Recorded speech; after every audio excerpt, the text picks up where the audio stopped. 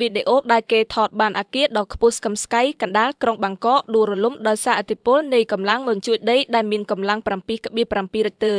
នៅវេលាម៉ោងប្រហែល 1:30 នាទីរសៀលនេះគ្រោះរញ្ជួយដីកម្រិត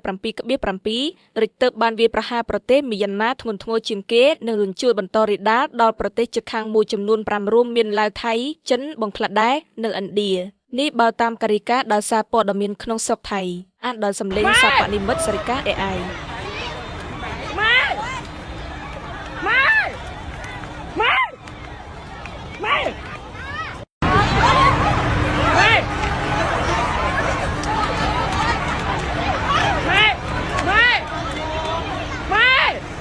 រាជធានីបាងកកនៃប្រទេសថៃបានជួបគ្រោះរញ្ជួយដីកម្រិតធ្ងន់ 7.3 រិកទ័រនៅថ្ងៃសក្រោះទី 28 ខែមីនាឆ្នាំ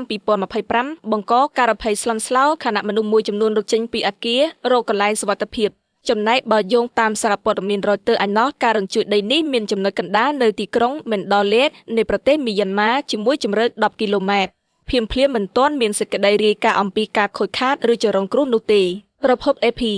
អានដោយសម្លេងសាបនិមិត្តសារិកា AI